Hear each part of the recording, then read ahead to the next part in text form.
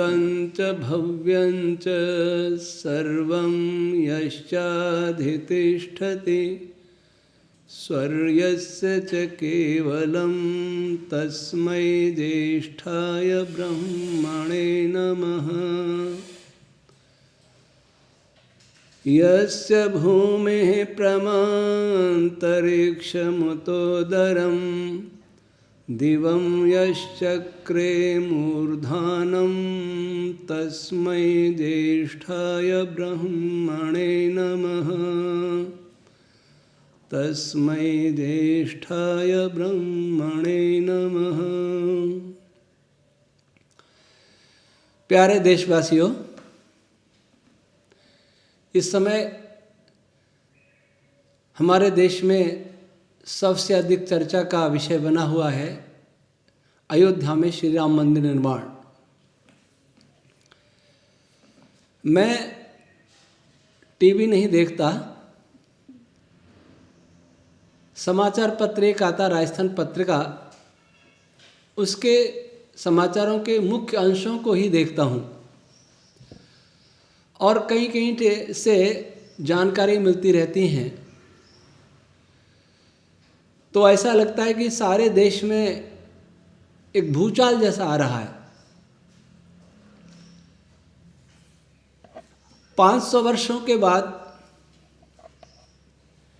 एक ऐसा अवसर आया है कि दासता का प्रतीक हटाकर, वो हट ही गया था, उसके स्थान पर वही मंदिर बनाया जा रहा है जो पहले कभी हुआ करता था। इस पर अनेक विवाद हो रहे हैं। शंकराचार्य विरोध कर रहे हैं, वो कहते हैं विधि विधान से नहीं हो रहा है। पुरी शंकराचार्य जी ने तो यहाँ तक कह दिया कि नरेंद्र मोदी जी अगर प्रतिमा को हाथ लगाएंगे तो ये मर्यादा विरुद्ध होगा। विपक्षी पार्टियां वो भी विरोध कर रही हैं। कई आर्य समाज के लोग भी इसको पाखंड बता करके विरोध कर रहे हैं, हालांकि बहुत कम है ऐसे। आर्य समाज सदैव से श्री राम जन्मभूमि पर मंदिर या स्मारक बनाने के पक्ष में ही रहा है।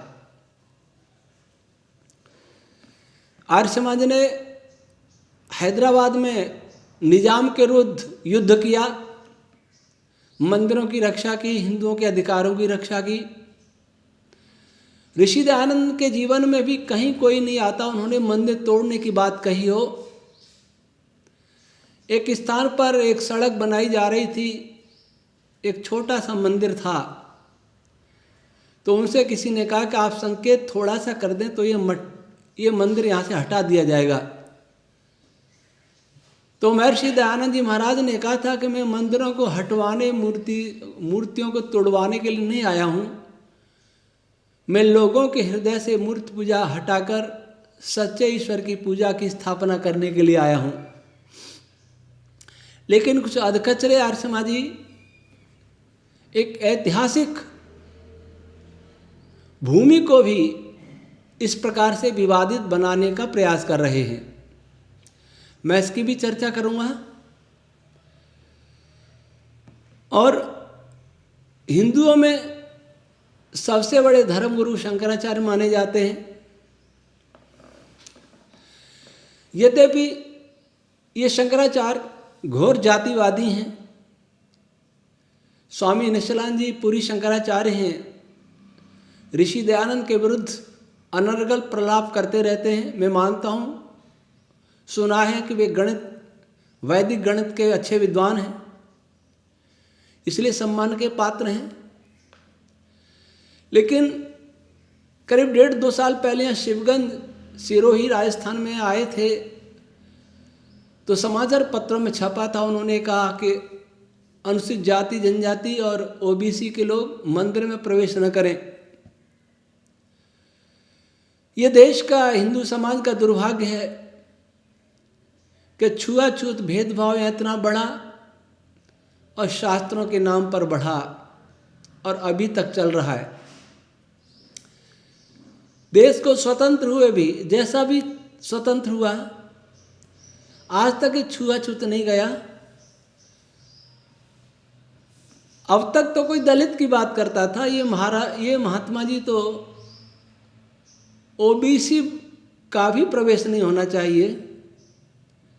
किस युग में जी रहे हैं? ऐसे लोगों ने वेदों को बदनाम किया है, मनुस्मृति को बदनाम किया है, अन्य शास्त्रों को बदनाम किया है। उनका पद बड़ा होगा, लेकिन पद के अनुकूल उन्हें शास्त्रों की समझ बिल्कुल नहीं है। मैं स्पष्ट करना चाहता हूं कि वेदों और ऋषियों के ग्रंथों के आधार पर कोई मनुष्य में भेद करता है, वो वेदों को नहीं समझता, वो शास्त्रों को नहीं समझता। वो कहता है कि वो बड़ा विद्वान है, तो उसकी भ्रांति है। बड़े पद पर बैठने से कोई व्यक्ति शास्त्रों के विषय में सत्य बोल रहा है, ये आवश्यक नहीं है। इन बड़े बड़े मठाधीशों ने वैदिक धर्म को इतनी हानि पहुंचाई है कि वेदों के नाम पर संसार में पशुओं ही नहीं, मनुष्यों तक का खून बहाया गया बलि के नाम पर। कितने लोग वैदिक धर्म छोड़कर इस्लामी और ईसाई बने, लेकिन उनको फिर भी समझ नहीं आई। जो वैदिक धर्म सारे विश्व का धर्म था, दुनिया के सभी देश हमारे ही थे। देव असुर मनुष्य आदि गंधर्व ये जातियां थी, वर्ग थे, जाति नहीं। जाति तो केवल एक होती है। और ये सभी वर्ग वेदों को मानने वाले थे। जो कुछ लोग आचरण नहीं करते थे, जानते थे फिर भी आचरण नहीं करते थे, वो अनार्य कहलाए। लेकिन आज विश्व में वेदों को मानने वाले कहाँ रह गए हैं? जो हिंदू आज बचा है, वो भारत में भी दूसरी श्रेणी का नागरिक बना दिया गया देश की आज़ादी के समय। उसके लिए उत्तरदायी वे ही हैं जिन्होंने शास्त्रों के गलत भाष्य किए और गलत भाष्यों का फिर पक्ष भी लिया। ऋषि दयानंद के अतिरिक्त पिछले 4-5 हजार वर्षों में कोई ऐसा व्यक्ति नहीं आया जो वेद को संसार के समक्ष सामाजिक रूप से यथार्थ रूप में प्रस्तुत करने वाला हो, जिसने कहा हो कि हमारे सभी अधोगति का कारण यह है कि वेदों को भूल जाना या गलत मान लेना। लेकिन उनकी सुनी नहीं, उन्हें विष दे के संसार से विदा कर दिया। अगर देश के प्रधानमंत्री के साथ भी ये हो सकता है कि वो मूर्ति छुएंगे तो अब मर्यादा का हनन होगा,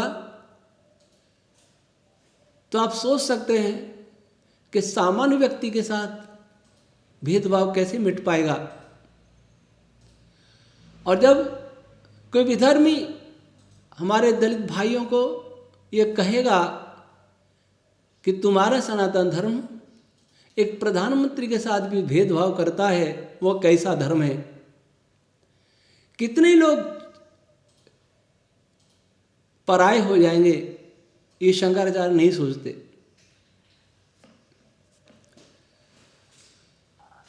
मैं आर्य समाज की बात करूं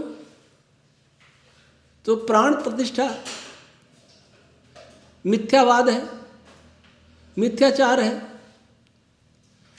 परंतु मैं ये जानना चाहता हूं कि इस मंदिर निर्माण से आर्य समाज का विरोध क्यों? आर्य समाज की कोई सभा विरोध नहीं कर रही, कुछ मन चले विरोध करते रहते हैं। जहां तक पाखंड की बात है तो पाखंड उसे कहते हैं जैसा नो वैसा दिखना पाखंड है। जैसे वे जड़ को चेतन मानकर व्यवहार करते हैं, मूर्ति पूजा करने वाले, तो पाखंड है। लेकिन आम हिंदू जो है वो पाखंडी नहीं है। वो नादान हो सकता है, अज्ञानी हो सकता है, पाखंडी नहीं है। पाखंडी तो वो होते हैं जिनका जो ये झूठ करके, आडंबर करके पैसा कमाते हैं, यश कमाते हैं। हम अपने अंदर का पाखंड भी तो देखें। जो वेद को नहीं समझता वो वेद का विद्वान स्वयं को कहता है, जो योगी नहीं वो स्वयं को योगी कहता है, जो पंच महायज्ञ नहीं करता वह स्वयं को आर्य समाजी कहता है, जो वेद को न पढ़ता न पढ़ता तो समझ में नहीं आता वो अपने को आर्य समाजी कहता है। क्या यह पाखंड नहीं है? आर्य समाजी होना बहुत बड़ा उत्तरदायित्व का कार्य है। कथनी करनी एक हो और वेदों को पढ़ने पढ़ाने वाला हो, परम धर्म जैसा ऋषि ने कहा, वह आर्य समाजी है, वह आर्य है। जब ऐसा नहीं है तो वह भी पाखंडी है। उसे किसी मंदिर और मूर्ति पूजा का विरोध करने का कोई अधिकार नहीं है, क्योंकि वो उससे भी अधिक पाखंडी हो चला है। इसलिए पहले हमें स्वयं को देखना होगा। किसी को गाली देने से पहले अपना आत्मनिरीक्षण करना होगा। आरएसएस को गाली देने से, बीजेपी को गाली देने से, हिंदुओं को गाली देने से पहले अपना आत्मनिरीक्षण करना पड़ेगा। क्या यह सत्य नहीं कि हमने महापुरुषों को अपने जीवन से निकाल दिया है? श्री राम श्री कृष्ण 2 बचे हैं, उनको भी पूर्ण योगी नहीं माना जाता, उनको बहुत बड़ा महापुरुष नहीं माना जाता है, साधारण पुरुष माना जाता है। ये आर्य समाज का दुर्भाग्य हो गया है। सब नहीं ऐसे, पर कुछ हैं। इसलिए हमें उस पर प्रश्न चिन्ह लगाने का कोई कारण नजर नहीं आता। ये मूर्खता है। प्रश्न मंदिर का नहीं है, प्रश्न इस बात का है कि वहाँ पहले मंदिर था, बाबर से पहले वहाँ मंदिर था। और मैंने तो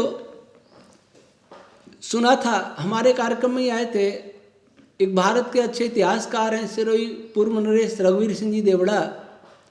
उन्होंने कहा था अयोध्या पर सबसे पहला आक्रमण यहूदियों ने किया था, उस यहूदियों ने नष्ट की थी। आज यहूदियों को भूल गए, बाबर याद रहा। चलो बाबर ही सही, तो उस समय मंदिर था। कोई विदेशी आक्रांता हमारे किसी मंदिर को तोड़ता है, वह पाखंड होता है। क्या होता है? प्रश्न अपना पाखंड देखो पहले। और पाखंड भी होता है तो किसी विदेशी आक्रांता को उस मंदिर को तोड़ने का क्या अधिकार है? क्या वो बड़ा धर्मात्मा था जो उसने अच्छा काम किया? और उस मंदिर की रक्षा के लिए अब तक लाखों बलिदान हो गए। कितने क्षत्रिय लड़े। अभी भी अखबार में आता है कि अयोध्या के आसपास के 115 गांवों के राजपूत, ठाकुर बोलते हैं वहाँ, पगड़ी उन्होंने नहीं पहनी 500 सालों से, कि जब तक मंदिर नहीं बना, जब तक हम सिर पर पगड़ी धारण नहीं करेंगे। जरा सोचिए 500 साल कितने होते हैं। 500 साल की गुलामी, लाखों का खून बहा, अगर वहाँ वही बन रहा है जो पहले 500 साल पहले था, तो किसको प्रसन्नता नहीं होनी चाहिए? कौन भारतीय है जिसको प्रसन्नता नहीं होनी चाहिए? मूर्ति पूजा हो न हो, वहाँ विश्वविद्यालय बने, वहाँ यज्ञशाला बने, वो हमारे आपस के विषय हैं। पहले आने तो दीजिए। प्रश्न आता है कि जल्दबाजी क्यों? ये तो वोटों के लिए हो रहा है। बात ठीक है। भाजपा ने मंदिर को चुनावी मुद्दा बनाया, तो आज से नहीं कब से मुद्दा है उनका 370 हटाने का, मंदिर का और समान नागरिक संहिता का। ये मुद्दे थे, 3 बड़े मुद्दे थे। एक गोरक्षा का भी था। अब जिसका चुनावी मुद्दा वर्षों से रहा हो, और वो मुद्दा उन्होंने जब नहीं पूरा करते थे तब कहते मंदिर के नाम से वोट मांगे। अब क्या हुआ? मंदिर वहीं बनाएंगे, उस कसम का क्या हुआ? जब बनाने लगे तो कोलाहल किया जा रहा है। यह न्याय नहीं है। जिसके जो चुनावी वायदे होते हैं वो पूरा करते हैं, और फिर कोर्ट का आदेश है। इसमें सबसे बड़ी भूमिका तो उस समय लाल कृष्ण आडवाणी जी की, मुरली मनोहर जोशी जी की, उमा भारती जी की, साध्वी ऋतंबरा जी की, विश्व हिंदू परिषद के अशोक सिंघल जी की, महंत वैद्यनाथ जी की, और सबसे बड़ा साहस का काम उत्तर प्रदेश के तत्कालीन मुख्यमंत्री कल्याण सिंह जी और शिवसेना के बाला साहब ठाकरे की। आज वो उनमें से बहुत से लोग नहीं भी हैं, कुछ लोग हैं भी। मोदी जी का तो यही योगदान है कि कोर्ट का निर्णय आया, देश में शांति बनाए रखी, ये बड़ा योगदान है। अनुकूल परिस्थिति पैदा की तो इसका ऋण होना ही चाहिए। बढ़ चढ़ के भाग ले रहे हैं, बहुत अच्छी बात है, स्वागत होना चाहिए। कुछ लोग राजनीतिक मतभेदों के चलते इतना बुरा भला कहते हैं कि वो राम को भी बुरा भला कहने लग जाते हैं, मंदिर को ही कहने लग जाते हैं, और वो सोचते हैं कि कांग्रेस ठीक है। मैं किसी पार्टी में नहीं हूं, किसी पार्टी का विरोधी भी नहीं हूं, लेकिन मैं, जो मेरा आत्मा जानता है, जिसको वो सत्य जानता है, उसका समर्थक हूं, जो असत्य जानता है उसका विरोधी हूं। मैं पूछना चाहता हूं कि स्वामी श्रद्धानंद जी को कांग्रेस छोड़ने को विवश करने वाला कौन था? एक महात्मा जिसको हमने महात्मा माना। स्वामी श्रद्धानंद जी की हत्या की प्रेरणा करने वाला कौन था? कौन था जो स्वामी श्रद्धानंद जी की हत्या के हत्यारे को अपना भाई बता रहा था? कौन था जिसकी ईर्ष्या के कारण नेताजी सुभाष चंद्र बोस को कांग्रेस का अध्यक्ष पद से इस्तीफा देना पड़ा और कालांतर में उन्हें देश भी छोड़ना पड़ा? कौन था जिसने सरदार पटेल को बहुमत होते हुए प्रधानमंत्री नहीं बनने दिया? कौन था ऐसा नाटक करने वाला? और कौन था जिसने देश का विभाजन कर दिया? कौन था जिसने अंग्रेजों की सारी शर्तें मान ली और सारी समस्याओं की जड़ आज वही है जो हमारा संविधान है, जो समझौता हुआ कांग्रेस और अंग्रेजों में? गुलामी की नींव तो वहीं से रख ली गई। अब जनसंख्या के अनुपात से अधिक मुसलमानों को उनकी भूमि दे दी, फिर भी यहां रख लिया। कौन था उत्तरदायी? और दे दी उसके बावजूद भी उनको विशेषाधिकार किसने दिए? आज भी दे रहे। किसने देश को जातियों में बांटना प्रारंभ किया था? किसने देश को मजहबों में बांटना प्रारंभ किया था, बांटा था? आज आजादी के बाद अब तक जितने भी सांप्रदायिक दंगे हुए हैं उसकी अगर जांच करें किस पार्टी के राज्य में हुए तो पता चलेगा कि कौन सांप्रदायिक है। अगर इस बात की जांच करें कि कौन से संप्रदाय वाले बहुसंख्या में रहते हैं वहां दंगे होते हैं, जहां मुसलमान अधिक संख्या में रहते हैं वह हिंदू कैसे जीता है इसकी जांच होनी चाहिए, और हिंदू बहुत संख्या में रहते हैं वह मुसलमान कैसे जीता ये भी सबके सामने सब जानते हैं। ईसाइयों की बहुलता में हिंदू कैसे रहता ये पता लगाना चाहिए, सबको बताना चाहिए, तब मालूम पड़ेगा कि कौन ज़्यादा बराबर है।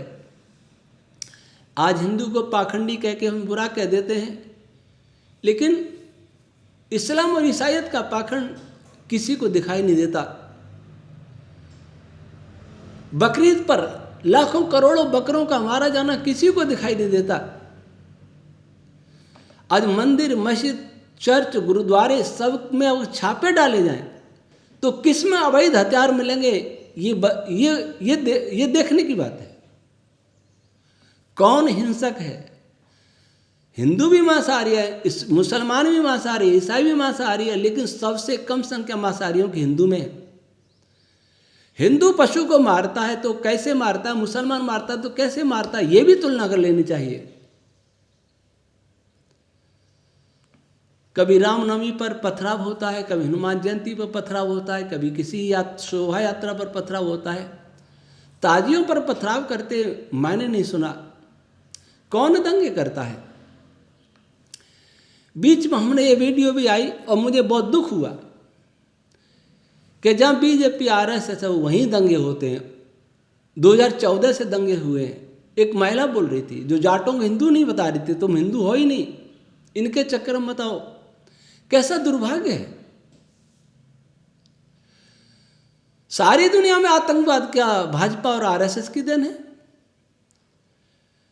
चाहे हमास हो, अलकायदा हो, तालिबान हो, कितने आतंकवादी संगठन हैं।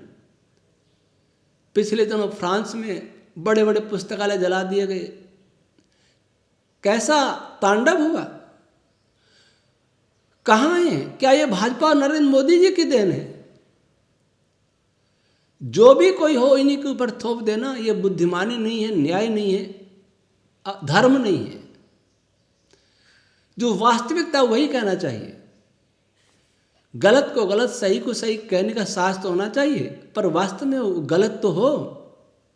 और हर गलत को गलत कहे तो गलत को गलत कहे, किसी गलत को गलत कह दे और किसी गलत को छुपा दे, पी जाए, वो न्याय नहीं है। यहाँ कितने इस्लामी आक्रांताओं ने आक्रमण किए। मोहम्मद बिन कासिम से लेकर के आक्रमण चलते रहे। हमारी माताओं को जौहर करना पड़ा। हजारों हजारों बच्चों को, माताएं रानियां बच्चों को गोद में लेकर गया अथवा छोड़ करके अग्निकुंड में समा गई। ये इतिहास भुलाया नहीं जा सकता। राजा आपस में लड़ते थे, मारे भी जाते थे, पर कभी जौहर नहीं हुआ। मुस्लिम आक्रांताओं के समय ही क्यों जौहर होता था? क्योंकि वह दरिंदे शवों से भी छेड़छाड़ करते थे। वे कामी लोग शवों से भी छेड़छाड़ करते थे, इसलिए जौहर करना पड़ता था। शरीर को आग में जलाना साधारण बात नहीं है। उंगली जलने पर भी चीख निकलने लगती हैं। मेवाड़ के इतिहास से पूछो, बप्पा रावल से लेकर के अब तक, जब तक देश आजाद रहा, एक ही परिवार 1000 वर्ष लड़ता रहा।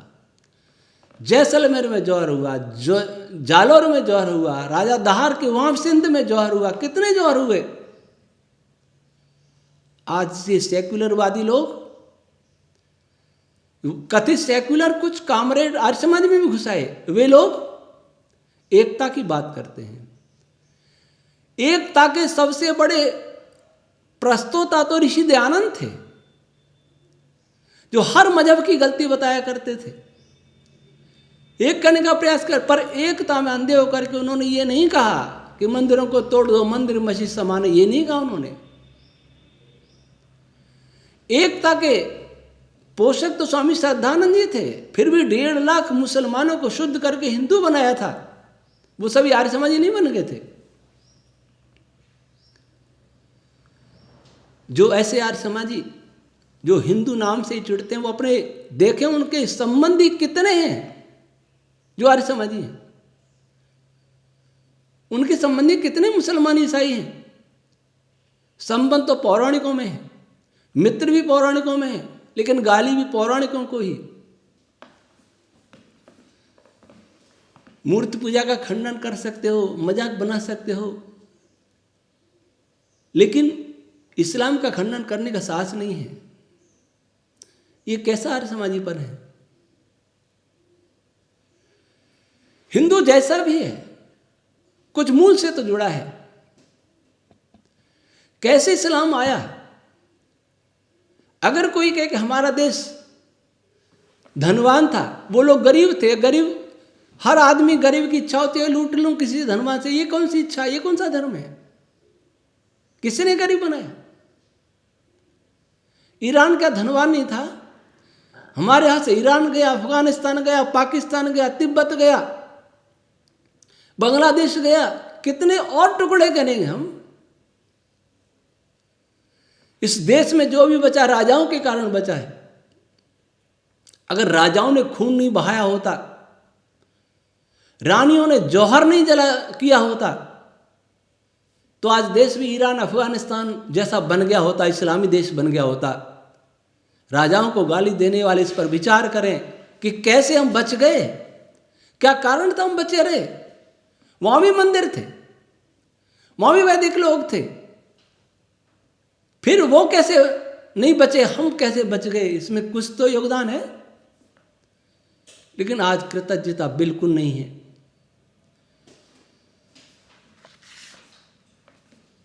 धारा 370, अभी किसी ने एक पोस्ट भेजी, जिसमें लिखा धारा 370 लिथियम के भंडार किसी विदेशी को देने के लिए हटाई गई।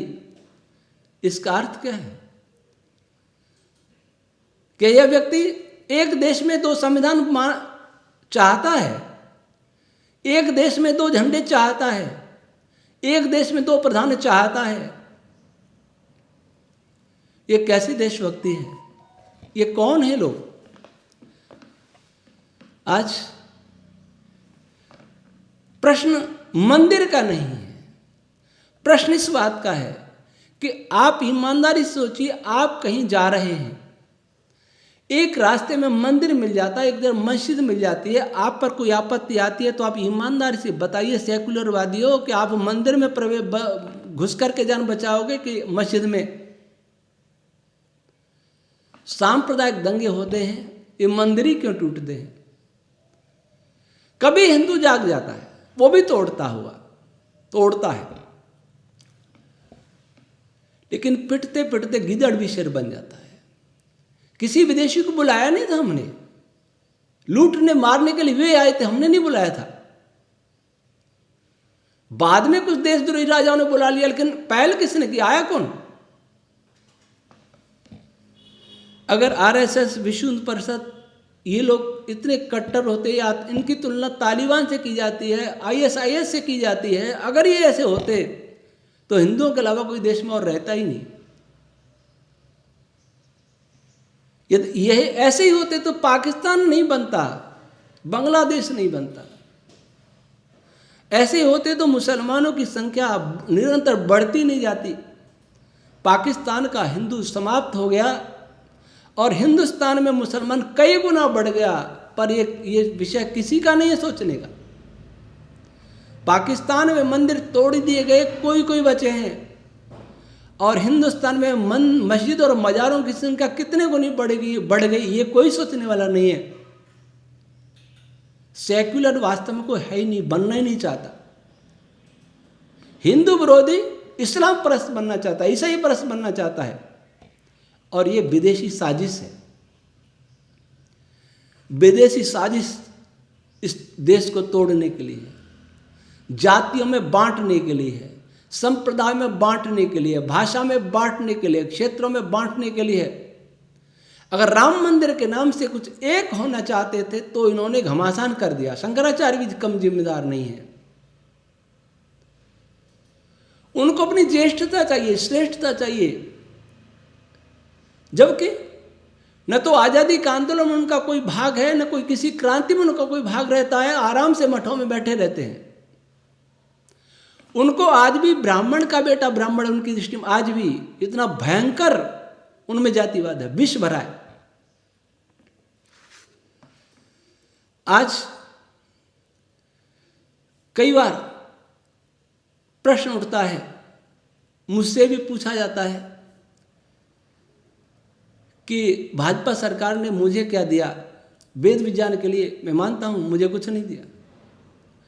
मुझे स्पष्ट कहा गया एक ऑफिस में ऑफिसर ने संघ के थ्रू आइए, आपको बहुत बड़ा मिशन आपके लिए बनाया जाएगा। बात सही है। वेद विज्ञान को कोई आगे नहीं बढ़ने देगा। तब मेरे सामने यह भी प्रश्न आता, आर्य समाज के संगठन ने भी क्या किया? जब से मैं वैदिक विज्ञान के काम को लेकर आगे बढ़ा हूं, जब से मैं पराया हो गया इस आर्य समाज संगठन में भी। हालांकि जुड़े आर्य समाजी लोग हैं, पौराणिक भी हैं, लेकिन कोई सभा नहीं, कोई सभा साथ में नहीं, कोई शीर्ष उद्योगपति साथ में नहीं है जो ये कह दे कि वेद विज्ञान का काम सबसे महत्वपूर्ण है, सबसे कठिन है, ये करिए, क्या चाहिए। ये पूछने वाले तो बहुत हैं। क्या कर लिया? मैंने जो किया वो 150 साल में नहीं हुआ। वेद विज्ञान को ऊंचाइयों पर ले गया, लेकिन उसको संबल नहीं दे पाया कोई, न संगठन संबल दे पाया, न सत्ता संबल दे पाई। तो सत्ता कोई दोष क्यों दूं? अपना संगठन की सत्ता ये भी तो कुछ नहीं कर पाई।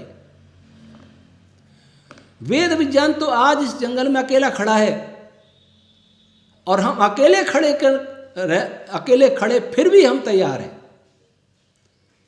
हमें इसकी कोई चिंता नहीं है, क्योंकि हम अपना कर्म कर रहे हैं। आज किसी के मन में विचार नहीं है, न शंकराचार्य के मन में विचार है, न महामंडलेश्वर के मन में विचार है, न बीजेपी आरएसएस के मन में विचार है, न आर्य समाज के मन में विचार है कि वेद के गलत अर्थों को लेकर के जो इस्लामीकरण हो रहा है, ईसाईकरण हो रहा है, वामपंथी बन रहे हैं, उसका मुकाबला कौन करेगा, उसको कौन चुनौती देगा। कुछ बातें लेकर के सुधांशु त्रिवेदी जी जैसे कुछ बोलते हैं, लेकिन वो आर्य समाज का नाम कहीं नहीं लेते। सीखा यहीं से है।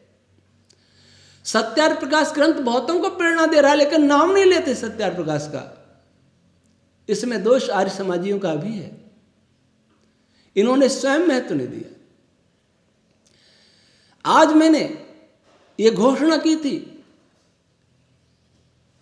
पिछले श्रावणी पर कि वेद, उपनिषद, दर्शन, रामायण, महाभारत, मनुस्मृति, सत्यार्थ प्रकार, ऋग्वेदादि, भाष्य का, ब्राह्मण ग्रंथ, आरण्यक, निरुक्त पर जो आक्षेप कैसे भी करना चाहे करे, मैं उसका उत्तर दूंगा। और उत्तर देने से पहले भारत के विद्वानों को भेजूंगा। आप उत्तर दो, नहीं दे पाओ तो फिर मैं दूंगा। 134 पृष्ठ आक्षेपों के हैं। मैंने शंकराचार्यों को भेजे हैं, मेल किए हैं, संस्कृत यूनिवर्सिटियों को भेजे हैं, बहुत सारे पौराणिक और संस्थाओं को भेजे हैं, आर्य समाज की सभी सभाओं को भेजे हैं, सभी विद्वानों को भेजे हैं, लेकिन सब मौन साधे हैं। क्यों दोष दूं मैं आरएसएस भाजपा को? जो वेद का झंडा लिए फिरते हैं वो भी तो मौन है। वो भी तो नहीं चाहते वेद विज्ञान का काम हो। ऐसा लगता है कि सारा हिंदू समाज दिशाहीन हो गया है, वेद को भूल गया है, शास्त्रों को भूल गया है, केवल मंदिरों तक सीमित है। लेकिन फिर भी ये मंदिर बन रहा है तो संतोष की बात है, क्योंकि श्री राम की जन्मभूमि है, सभी महापुरुषों की जन्मभूमि सुंदर है, सुरक्षित है, तो श्री राम क्यों भागे हैं? अब मैं उनसे कहना चाहता हूं जो मंदिर के लिए धन भी दे रहे हैं, तन भी दे रहे हैं, मन भी दे रहे हैं। योगी जी पूरे उत्साह से लगे हैं। भाजपा की बात करते करते एक बात अवश्य याद आती है कि योगी जी जैसा दूसरा मुख्यमंत्री भारत के इतिहास में मुझे नहीं लगता कि हुआ, वो भी भाजपा की देन है। एस जयशंकर जैसा विदेश मंत्री को हुआ, ऐसा भी मुझे नहीं लगता, वो भी भाजपा की देन है, जो किसी भी देश के सामने स्पष्ट कह के आता है। विद्वान व्यक्ति हैं और वो आदर्श मानते हैं रामायण और महाभारत को, हनुमान जी को, श्री कृष्ण को आदर्श मानते हैं।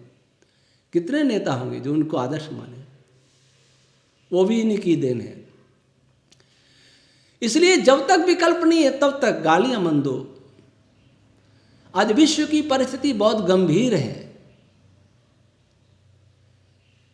इस परिस्थिति में इस देश को बचाए रखना क्रूर दृष्टियों से, कई देशों की क्रूर दृष्टियां, चीन ऊपर बैठा है, पाकिस्तान इधर है,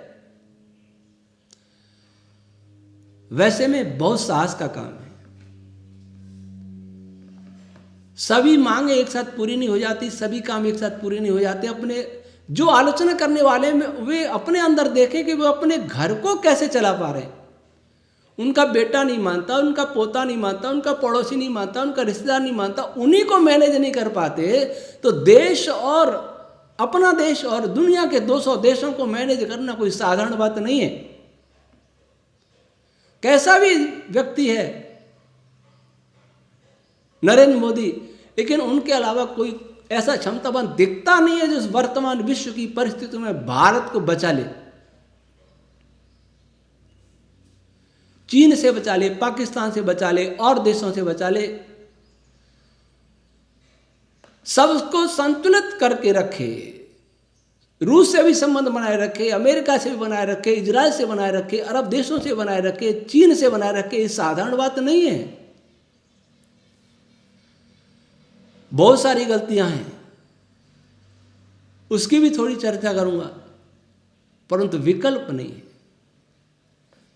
इस बात को स्वीकार करना ही चाहिए। और एक व्यक्ति कितना काम करे, कितने आरोप सहे। चीन नहीं चाहता कि मोदी आवे, आतंकवादी नहीं चाहते ये आवे, बहुत सारे, पाकिस्तान नहीं चाहता ये आवे, सारी विपक्षी पार्टियां नहीं चाहती आवे। कितना कितना कितना किन कौन खुश होना चाहिए इसमें?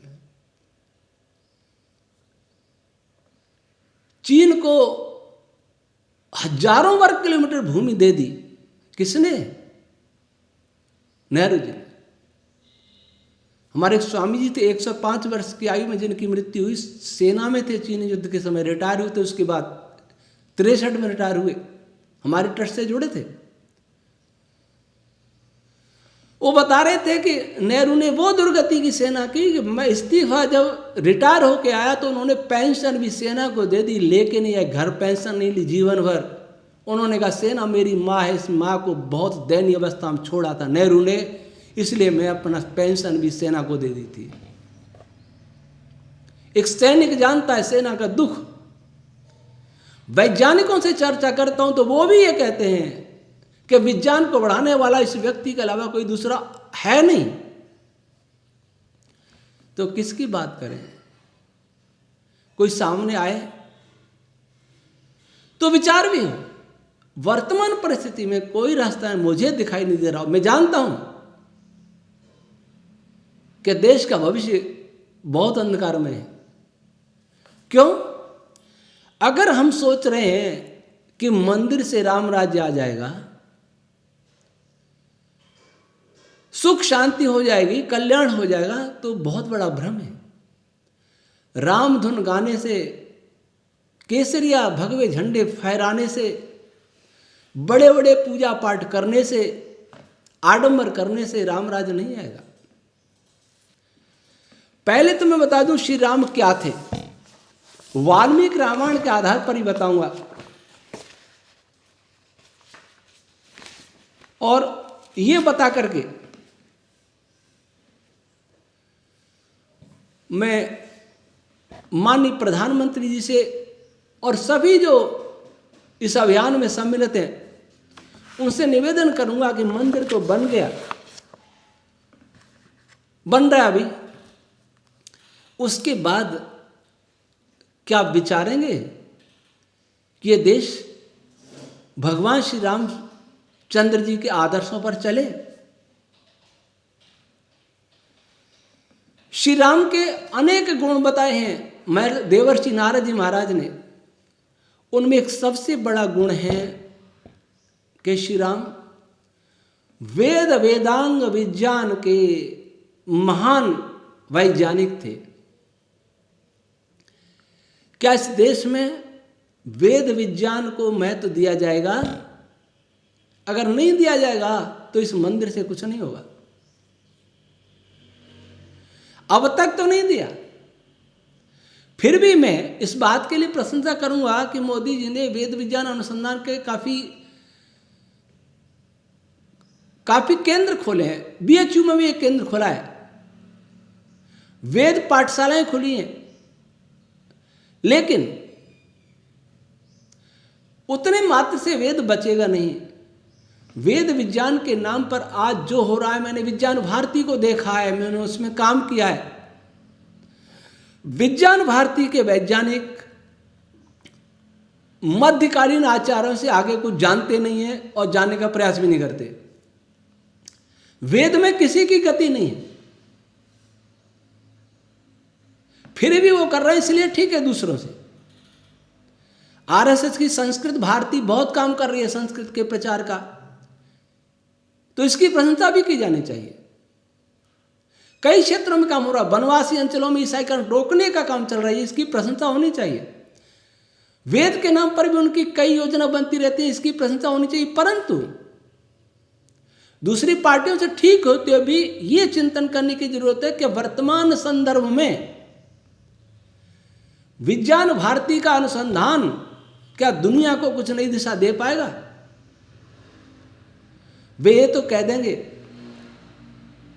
हमारे यहां भी पहले विमान थे, वे ये भी कह देंगे चरक सुश्रुत बड़े आयुर्वेद के महान वैज्ञानिक थे, वे वराहमिहिर, भास्कराचार्य, आर्यभट्ट आदि का भी हवाला देकर के कुछ बातें कर सकते हैं। लेकिन वर्तमान विज्ञान बहुत आगे और श्री राम का विज्ञान बहुत आगे था।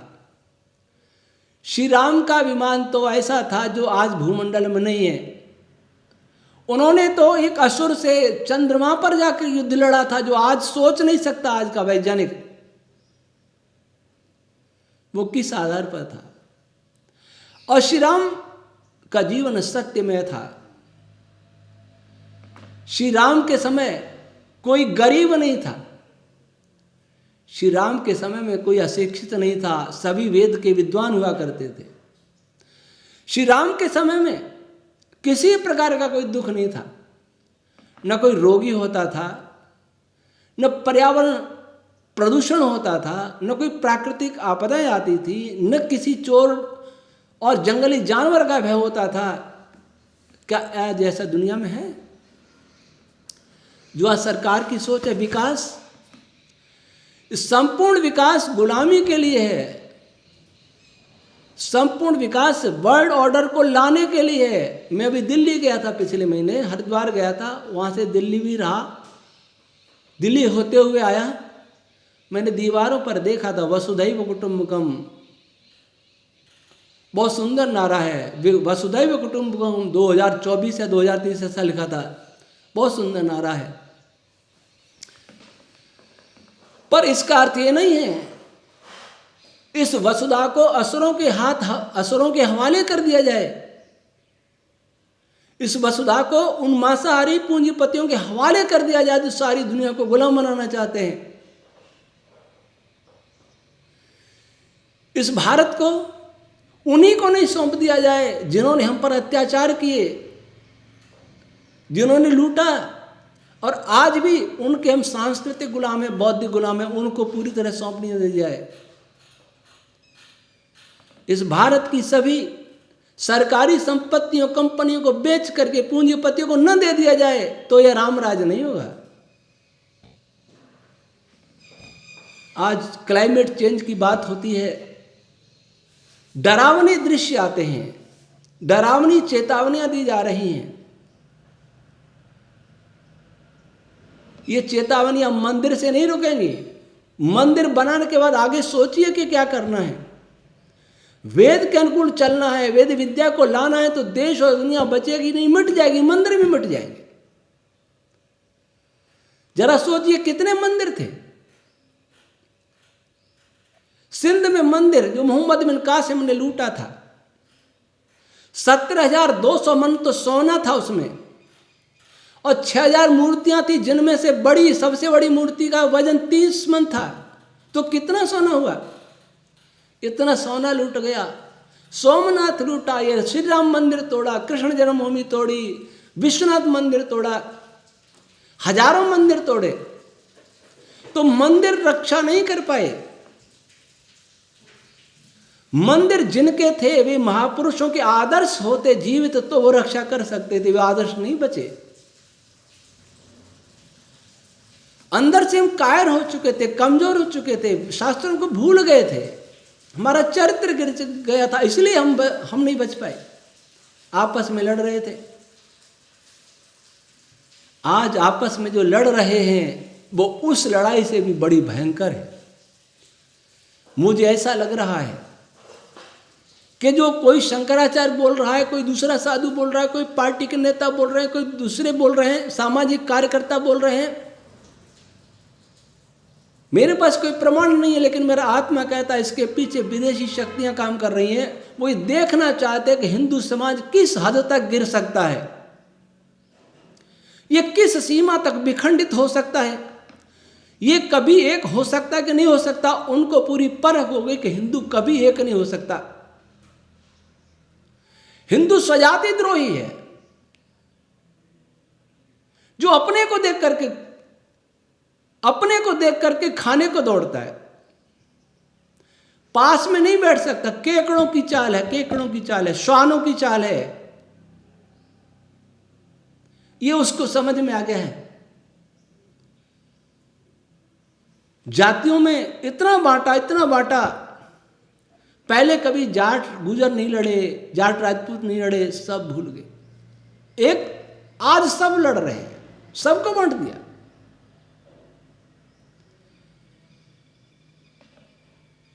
पूर्वजों ने जो हमें विरासत में दिया था वो सब मिटा दिया। और ये मंदिर के नाम पर जो आज हो रहा है कोलाहल, वो एक प्रयोग हो रहा है दुनिया में। और ऐसा लगता है कि हम लोगों को मालूम भी नहीं है कि कौन प्रयोग कर रहा है। आज टेक्नोलॉजी के युग में हम जाना चाह रहे हैं। त्रेता युग में भी टेक्नोलॉजी थी, लेकिन आम जीवन में टेक्नोलॉजी नहीं थी, न टेक्नोलॉजी की आवश्यकता है। टेक्नोलॉजी, युद्ध में टेक्नोलॉजी थी, आने जाने के साधनों में टेक्नोलॉजी, लेकिन घुड़सवारी भी थी, बैलगाड़ियां भी होंगी, रथ भी होंगे और बड़े बड़े विमान भी होंगे। एक लोक से दूसरे लोक में जाने वाले विमान भी थे। संतुलन था। ऐसी टेक्नोलॉजी थी जिसका पर्यावरण पर दुष्प्रभाव नहीं पड़ता था। आज ऐसी कोई टेक्नोलॉजी जो पर्यावरण को नष्ट नहीं कर रही हो, कोई दवा नहीं है जो रोग नहीं बढ़ाने वाली हो। आज स्वास्थ्य के लिए मेडिकल कॉलेज खुल रहे हैं, चिकित्सा सुविधाएं बढ़ रही हैं। मैं पूछना चाहता हूं, सरकार यह सोचे कि नागरिकों को स्वस्थ रखना उसका कर्तव्य है अथवा चिकित्सा कराना उसकी।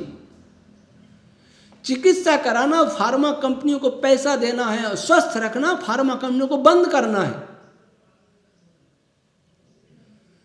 मेडिकल कॉलेज, एम्स स्वास्थ्य नहीं दे पाएंगे, बीमार की चिकित्सा तो कर सकते हैं, लेकिन ऐसा कोई उपाय नहीं हो रहा आज इस राम के देश में कि लोग बीमार ही ना हो।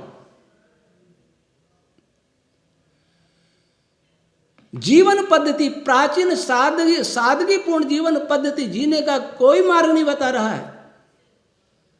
सब विकास की बात कर रहे हैं, और जो देश विकसित हैं वे रोगों के घर है। ये बहुत बड़ा षड्यंत्र है कि आयु देख करके बताया जाएगा कि वहां स्वास्थ्य अच्छा है, अधिक आयु जीते हैं। आयु कम जीवे लेकिन स्वस्थ रह के जिए, बलवान रह के जिए तो स्वस्थ है, वो ठीक है। सारे मानदंड उलट गए हैं। ऐसे ऐसे अनुसंधान हो रहे हैं जो हमारी दुनिया को मिटाने वाले हैं, और कुछ अच्छे लोग भी हैं जो सचेत भी कर रहे हैं। गुलामी का सबसे बहुत बड़े कारणों में से एक कारण हुआ डिजिटलाइजेशन। माननीय प्रधानमंत्री जी की बातें बहुत अच्छी हैं, लेकिन डिजिटलाइजेशन की जो सनक है वो देश के लिए बहुत घातक हो गई। दुनिया के वैज्ञानिकों को हम चुनौती देते हुए बता दें डिजिटलाइजेशन कैसे लाभदायक है, और मैं बताऊं डिजिटलाइजेशन इस पर्यावरण को नष्ट करने का बहुत बड़ा कारण है जो किसी की समझ में नहीं आ रहा। हिंसा, मांसाहार पर्यावरण को मिटाने का बहुत बड़ा कारण है जो किसी की समझ में नहीं आ रहा। कहां रामराज? जिस देश में मांस निर्यात में नए नए रिकॉर्ड बन रहे हों, गोमांस निर्यात में भी दुनिया में शीर्ष स्थान पर जा रहा हो भारत, वहां कहां रामराज? मंदिर से क्या होगा? गाय सड़कों पर भूखी मरती है, दम तोड़ देती है। आज कल सुना एक शंकराचार्य कह रहे हैं मोदी जी को गो हत्या बंद करो तब हम आएंगे। बात बहुत अच्छी है, लेकिन गो हत्या बंद करना इतना सरल नहीं है। गो पालन को महत्व देना होगा। गो पालेगा कौन? जब गो हत्या बंद होती है, गाय सड़कों पर घूमती है, खेतों में घूमती है, किसान मारता है, बाजार में घूमती है, टक्कर खा के वाहनों से मरती है, जिस दुकान पर जाती है वो डंडे से भगाता है। ये जीवन है क्या गाय का? गाय के विषय में नए सिरे से आम आदमी को सोचना पड़ेगा, प्रत्येक देशवासी को सोचना पड़ेगा कि उसकी क्या भूमिका है। बंद करके, गोहत्या बंद करके क्या कोई गाय पालेगा भी? जब तक गाय पाली नहीं जाएंगी, गायों के दूध का महत्व पता नहीं लगेगा, गाय के घी का महत्व नहीं पता लगेगा, गाय के घी से यज्ञ का महत्व पता नहीं लगेगा, तब तक गाय बचेगी नहीं। और जब तक ट्रैक्टर है तब तक भी गाय नहीं बचेगी। बैल नहीं बचेगा तो गाय नहीं बचेगी। अब ड्रोन आ रहा है एक और विनाश के लिए। ये मैं मोदी जी को कहना चाह रहा हूं, ये सपने बहुत खतरनाक हैं। ड्रोन, नई डिजिटलाइजेशन, ड्रोन से जब केमिकल का छिड़काव होगा तो वायुमंडल में कितना विष भरेगा। जो बिल गेट कहते हैं without farmer, farming without farmer, ये दुनिया के किसानों को मारने की योजना है। आपके आदर्श श्री राम होने चाहिए, बिल गेट नहीं, और कोई पूंजीपति नहीं। जब मंदिर में हाथ जोड़ के बैठते हैं बहुत अच्छा लगता है, यज्ञ में हाथ जोड़ के बैठे हैं, आहुतियां देते हैं बहुत अच्छा लगता है, लेकिन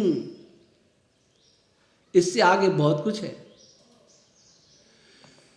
देश के प्रत्येक नागरिक का जीवन सुखी होना चाहिए, स्वतंत्र होना चाहिए, प्राचीन आदर्शों के अनुकूल होना चाहिए, वो नहीं है। हमारे देखते देखते बीज खत्म हो गए, जीएम बीज आ रहे हैं, हाइब्रिड आ रहे हैं, जो बीज वापस बीज नहीं बनाता, और मनुष्य नपुंसक हो रहा है, बांझहीनता आ रही है, फिर आईवीएफ खोल रहे हैं। पिछले 10 साल में कितने आईवीएफ खुले, गली गली, गांव गांव, शहर शहर में आईवीएफ कितने सेंटर बन गए। कहां से आ गया ये रोग बांझपन का, नपुंसकता कहां से आ गया? किसने पैदा किया? ये रामराज के लक्षण नहीं है। रामधुन गाता हुआ आईवीएफ में जाएगा, रामधुन गाता हुआ टीका लगवा करके मरेगा हार्ट अटैक से, रामधुन गाता हुआ दारू के ठेकों पर दारू पिएगा, रामधुन गाता हुआ भगवा झंडा लेकर के मांस खाएगा, मछली खाएगा। क्या ये रामराज्य होगा?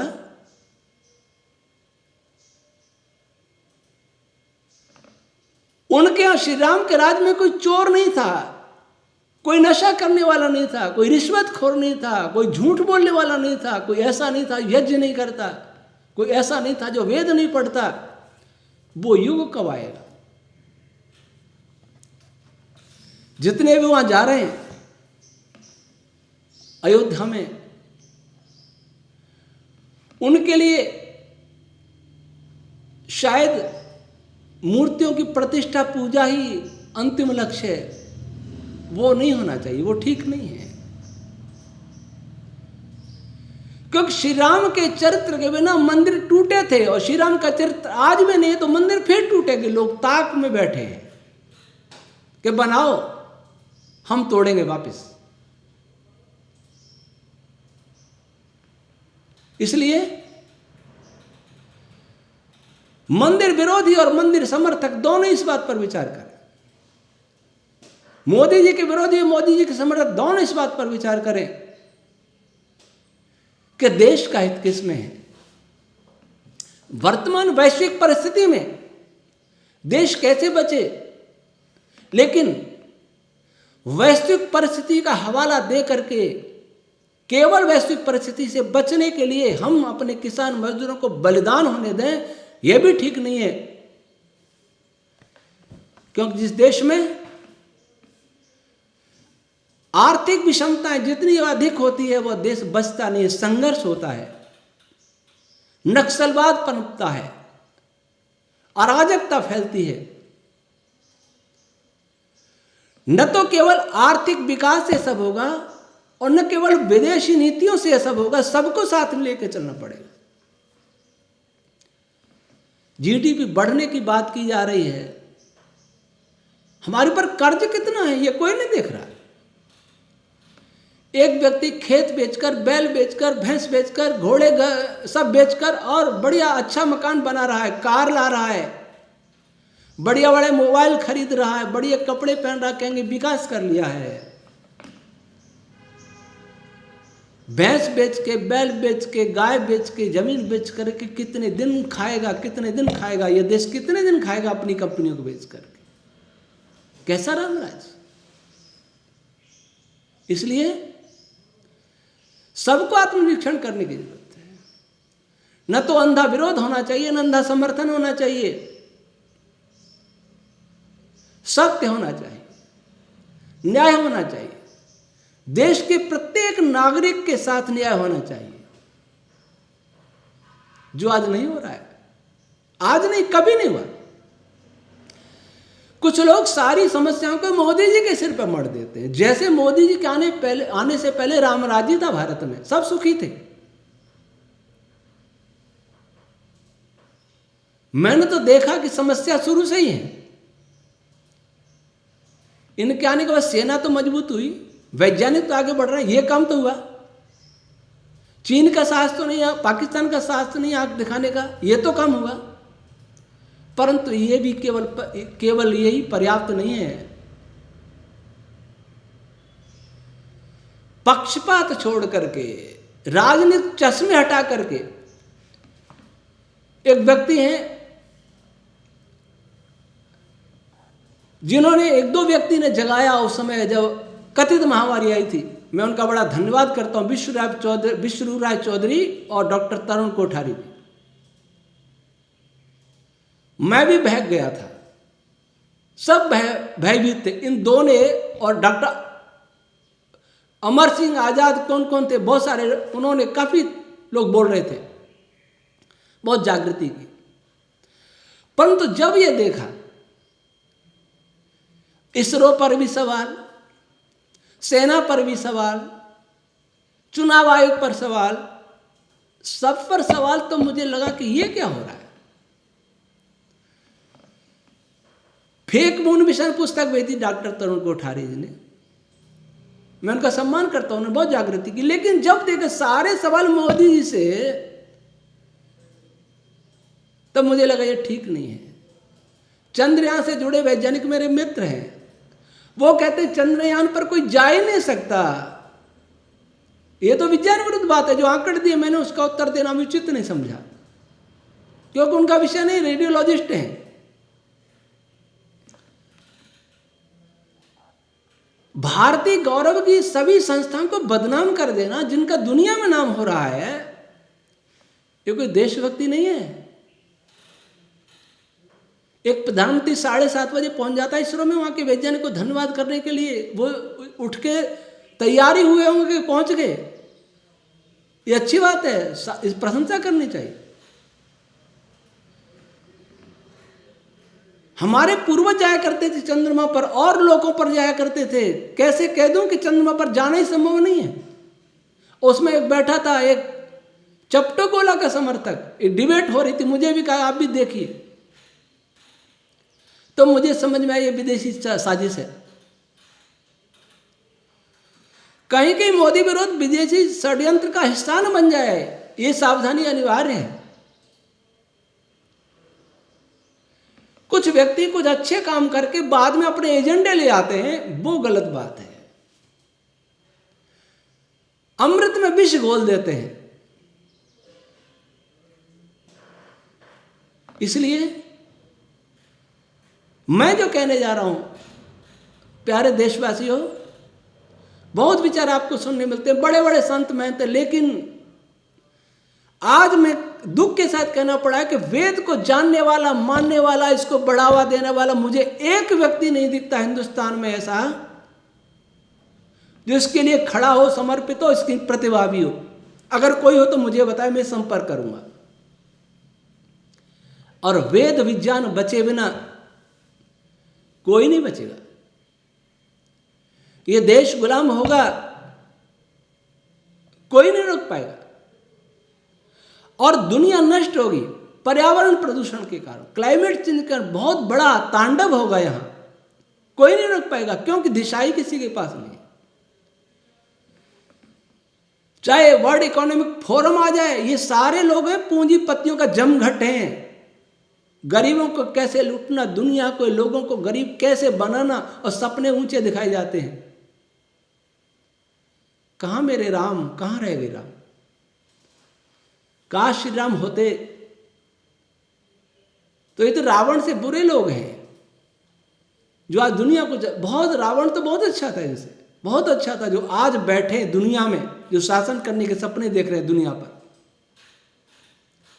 नहीं बच पाता कोई उनसे। कोई हनुमान भी नहीं है आज, कोई श्री कृष्ण भी नहीं है आज। उनकी भक्ति का नाटक हो रहा, आडंबर हो रहा। चलो कुछ नहीं से तो कुछ ठीक, परंतु इसके बाद उन्हें यह सोचना चाहिए कि अब आगे क्या कर।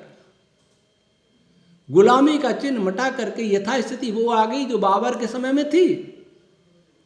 पर बाबर के समय में भी देश की स्थिति अच्छी थोड़ी थी।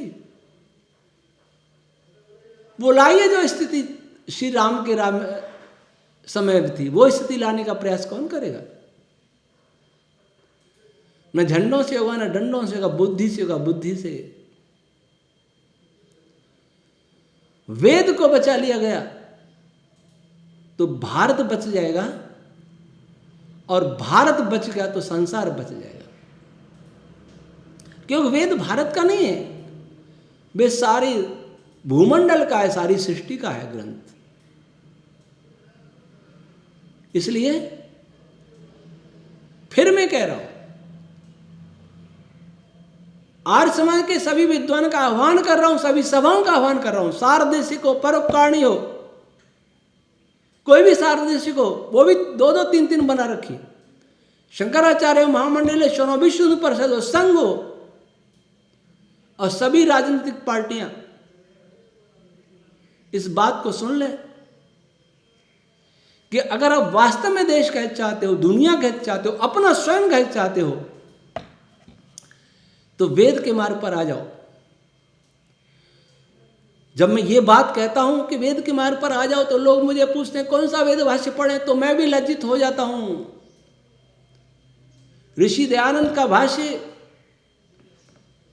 आधा है लगभग, उसके बाद किसका पढ़ा है? और ऋषि दयानंद का भाष्य कितनों की समझ में आता है? बोलने को तो बहुत कुछ मन चले बोलते रहते हैं यूट्यूब पर। ऋषि दयानंद की भक्ति का दिखावा भी खूब करते हैं, पढ़ते कुछ नहीं है। क्या वो ऋषि दयानंद का वेद भाष्य पढ़ते हैं? क्या उन्हें समझ में आता है? सबको दे रखे ये 134 प्रश्न वेदों पर आक्षेप है, उत्तर दिलवाइए। कौन वेद को जानता है? उत्तर दिलवाइए। नहीं जानता, जानने का प्रयास कीजिए। हमने इस क्षेत्र में काम किया है, आए हम मिलकर वेद को बचाएं, देश को बचाएं, दुनिया को बचाएं। ईश्वर हमें सद्बुद्धि दे, और फिर श्री राम के आदर्श इस देश में लौटें। श्री राम की वास्तव में जय हो, केवल मंदिर नहीं, श्री राम के आदर्श हो, चरित्र हो। ओम शंकर।